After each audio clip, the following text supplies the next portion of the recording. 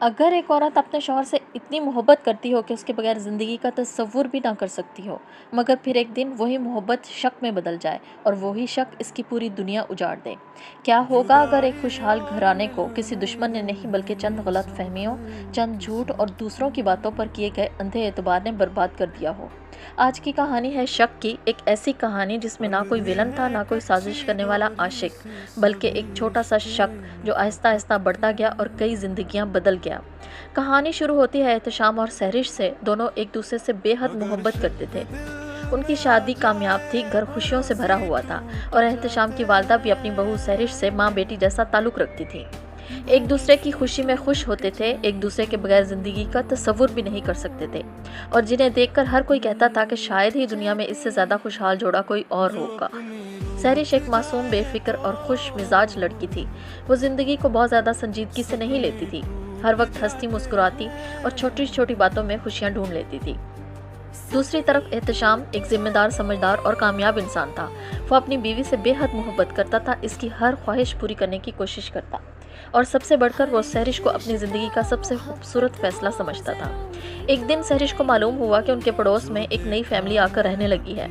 खुश अखलाकी के तौर पर वो उनसे मिलने गई और वहाँ इसकी मुलाकात सानिया से हुई। सहरिश नहीं जानती थी कि सानिया कभी एहतशाम की मंगेतर रह चुकी थी।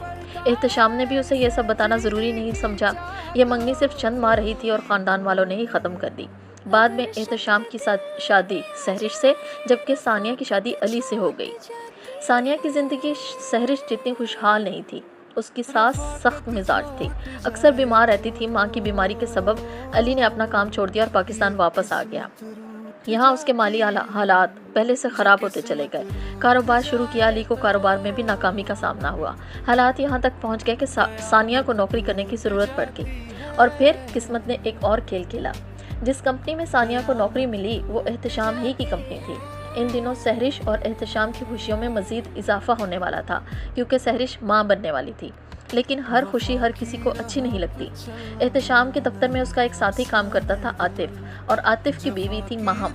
बज़ाहिर तो वो दोनों सहरिश और एहतशाम के दोस्त थे, मगर हकीकत इसके बिल्कुल बरक्स थी। ख़ास तौर पर माहम, वो सहरिश को देखकर जलती थी। उसे सहरिश की खूबसूरती से, उसकी खुश नसीबी से हसद था। इस बात से हसद था कि एहतशाम अपनी बीवी से बेहद मोहब्बत करता था, और शायद सबसे ज़्यादा इस बात से कि सहरिश वो ज़िंदगी गुजार रही थी जिसका ख्वाब माहम ने खुद देख रखा था।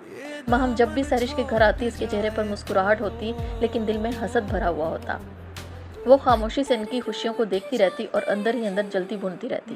फिर अचानक एक ऐसा वाक़या पेश आया जिसने पहली बार इस खुशहाल ज़िंदगी में दरार